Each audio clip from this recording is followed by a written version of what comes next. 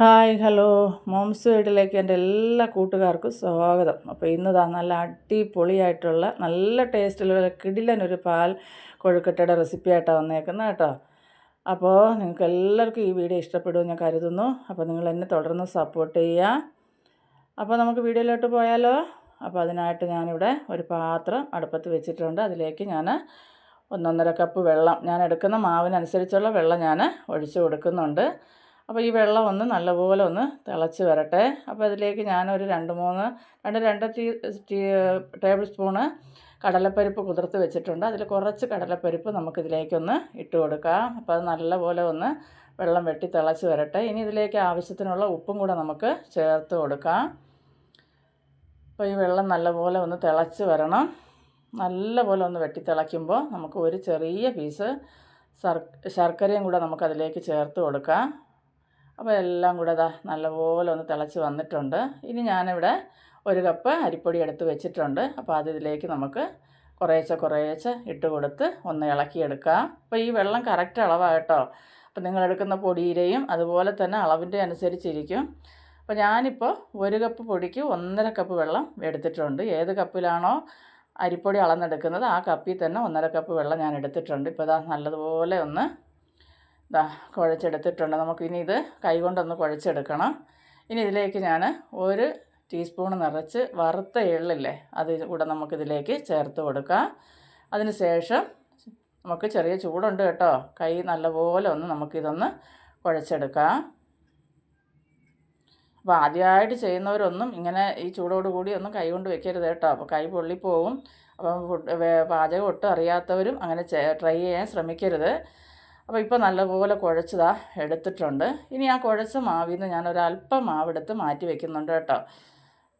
കുറച്ചൊരു പാത്രത്തിലേക്ക് മാറ്റി വെച്ചിട്ടുണ്ട്. ഇനി നമുക്കിത് കുറച്ചെടുത്ത് ചെറിയ ഉരുളകളാക്കി ഉരുട്ടി മാറ്റി വയ്ക്കാം. അപ്പോൾ നിങ്ങൾ ഈ വീഡിയോ കണ്ടുകൊണ്ടിരിക്കുമ്പോൾ ഇഷ്ടപ്പെടുകയാണെങ്കിൽ ഒന്ന് ലൈക്ക് ചെയ്യുക. അതുപോലെ തന്നെ നിങ്ങളുടെ ഫാമിലി മെമ്പേഴ്സിനും കൂട്ടുകാർക്കും എല്ലാം ഒന്ന് ഷെയർ ചെയ്ത് കൊടുത്ത് തന്നെ സപ്പോർട്ട് ചെയ്യുക. ആദ്യമായിട്ട് കാണുന്ന എൻ്റെ കൂട്ടുകാരൻ്റെ ചാനലൊന്ന് സബ്സ്ക്രൈബ് ചെയ്യുക. അപ്പോൾ നിങ്ങൾ സബ്സ്ക്രൈബ് ചെയ്തതിന് ശേഷം തൊട്ടടുത്ത് കാണുന്ന ബെൽ ബട്ടൺ ഒന്ന് അമർത്തിയാൽ ഓൾ എന്നൊരു ഓപ്ഷൻ വരും.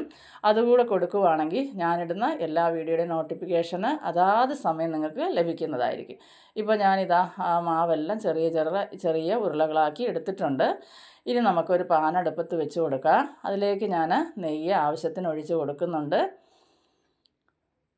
അപ്പോൾ ഇതിപ്പോൾ ഒരു 1.5 ടീസ്പൂണ് നെയ്യ് വരും. അപ്പം നെയ്യിൽ കുറച്ച് തേങ്ങാക്കൊത്തിട്ട് നല്ലപോലെ നമുക്കൊന്ന് മൂപ്പിച്ചെടുക്കാം. അപ്പം നല്ല നൈസായിട്ടാണ് ഞാൻ തേങ്ങാക്കൊത്ത് അരിഞ്ഞെടുത്തേക്കുന്നത്. അപ്പം കരിഞ്ഞു പോകാതെ ശ്രദ്ധിക്കണം. ഒന്ന് മൂത്തതിന് ശേഷം അതിലേക്ക് കുറച്ച് അണ്ടിപ്പരിപ്പും അതുപോലെ തന്നെ ഉണക്കമുന്തിരിയും കൂടെ നമുക്ക് ഇട്ട് കൊടുക്കാം. അപ്പോൾ ഈ ഉണക്കമുന്തിരിയൊക്കെ നമ്മൾ ഇച്ചിരി ഒരു 150 ഗ്രാം 200 ഗ്രാമൊക്കെ മേടിക്കുവാണെങ്കിൽ അത് നല്ലപോലെ ഒന്ന് കഴുകിയതിന് ശേഷം, ഇപ്പോൾ നല്ല വെയിലാണ്, കഴുകി വെയിലത്ത് വെച്ച് നമ്മൾ ഉണക്കി വെക്കുന്നതായിരിക്കും നല്ലത് കേട്ടോ. അപ്പോൾ ഞാൻ അല്ലാതെ വാങ്ങിച്ച് കഴിച്ചപ്പോൾ എനിക്കതിനെന്തോ ഒരു ചെറിയ മണവ്യത്യാസം തോന്നി കേട്ടോ. അതുകൊണ്ട് ഞാൻ കഴുകി ഉണക്കിയൊക്കെയാണ് വെച്ചേക്കുന്നത്.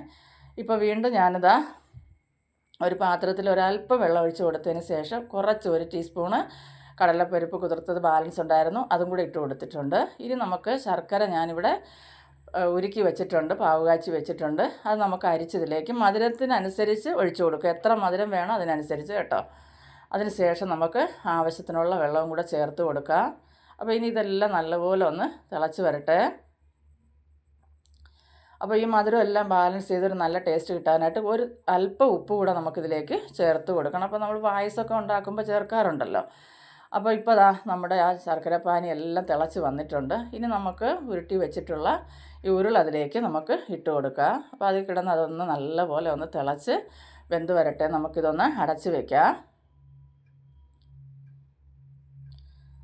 അപ്പോൾ നല്ല ടേസ്റ്റ് കേട്ടോ. അപ്പോൾ വൈകിട്ട് മക്കൾ സ്കൂളിൽ നിന്നൊക്കെ വരുന്ന സമയത്തുണ്ടല്ലോ, നമ്മളിത് ഉണ്ടാക്കി കൊടുക്കുകയാണെങ്കിൽ അവർ കഴിച്ചോളും കേട്ടോ.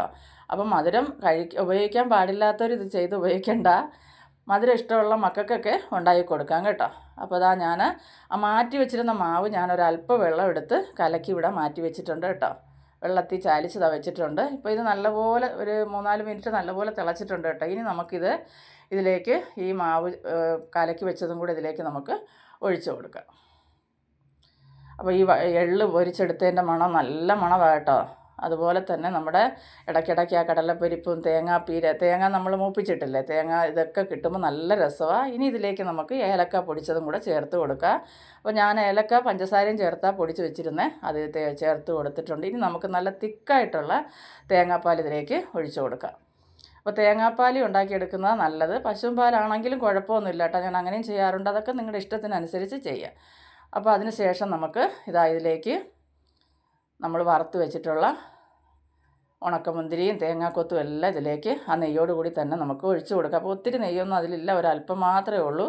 അതെല്ലാം ഒന്ന് കൊടുത്തതിന് ശേഷം നമുക്കൊന്ന് ഇളക്കിയെടുത്താൽ ഉണ്ടല്ലോ എൻ്റെ പൊന്നോ, ഒരു രക്ഷയില്ലാത്ത ഒരു അടിപൊളി പാൽക്കൊഴുക്കട്ട ഇവിടെ റെഡി ആയിട്ടുണ്ട് കേട്ടോ. കണ്ടല്ലോ.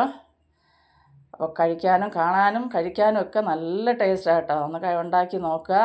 അതുപോലെ തന്നെ നിങ്ങളുടെ അഭിപ്രായങ്ങളൊക്കെ കമൻറ്റായിട്ട് തന്നെ അറിയിക്കുക. അപ്പോൾ നിങ്ങളുടെ ഈ അഭിപ്രായങ്ങളൊക്കെ കാണുമ്പോൾ അല്ല ഒന്നുകൂടെ എനിക്ക് വീഡിയോ ഇടണം എന്നുള്ള ഒരു ആഗ്രഹവും അതിനുള്ളൊരു പ്രചോദനമൊക്കെ ലഭിക്കത്തുള്ളൂ കേട്ടോ.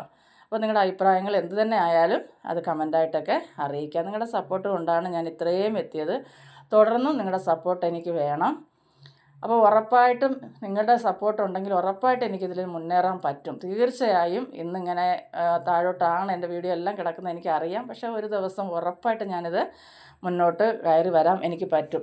കാരണം എൻ്റെ കൂട്ടുകാരെൻ്റെ കൂടെ ഉണ്ടല്ലോ, എന്നെ സ്നേഹിക്കുന്നവർ, ഇനി എന്നെ സ്നേഹിക്കേണ്ടവർ ഒത്തിരി പേരുണ്ട്. അതിലേക്ക് എല്ലാം ഈ വീഡിയോ എത്തിച്ചേരട്ടെ എന്ന് ഞാൻ പ്രാർത്ഥിക്കുന്നു. അപ്പോൾ നാളെ അടുത്തൊരു വീഡിയോ ആയിട്ട് കാണുന്നതുവരെയും എല്ലാവർക്കും ബായ്.